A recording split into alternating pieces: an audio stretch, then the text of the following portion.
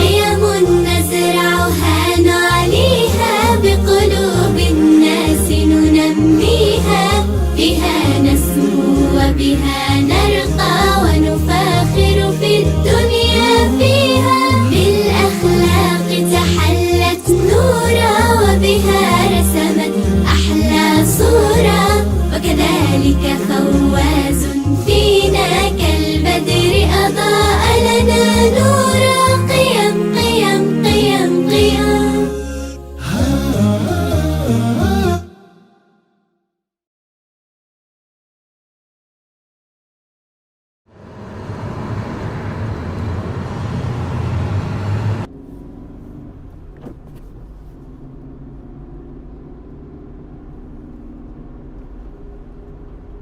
آها، ها هي المزرعة التي سنمضي بها الساعات الثلاثة المقبلة. لقد اقتربنا. حمدا لله على سلامتكم يا أبنائي.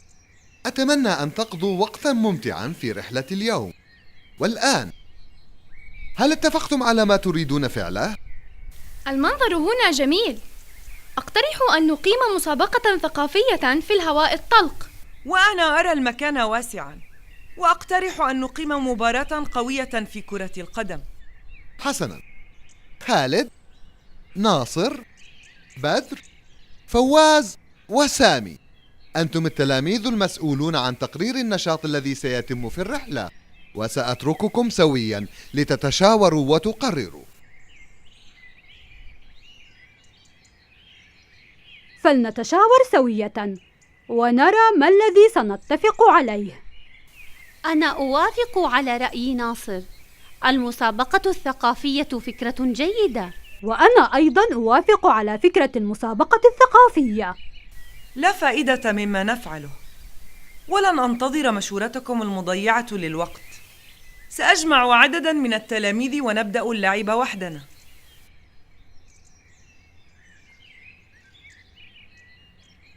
هيا يا أولاد، كل مجموعة سأوجه لها سؤالا، تتشاورون ثم تختارون تلميذا منكم ليجيب.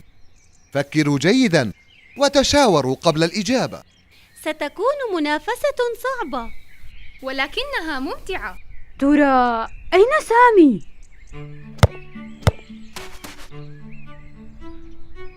ما الأمر يا سامي؟ لماذا أنت هنا وحيدا؟ لقد تشاور أصدقائي واتفقوا على إقامة مسابقة ثقافية وليس كرة القدم. آها، إذن أصبحت وحيدا لأنك خرجت عن شور أصدقائك.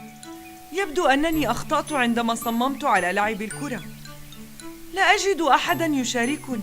التشاور بين الأصدقاء هو أمر مهم خصوصا في مثل هذه الرحلات.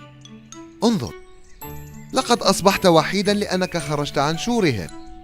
هذا درس بسيط لك، ويبدو أنك فهمته جيدا، لكن لا علي، يمكنك الآن العودة لأصدقائك ومشاركتهم المسابقة.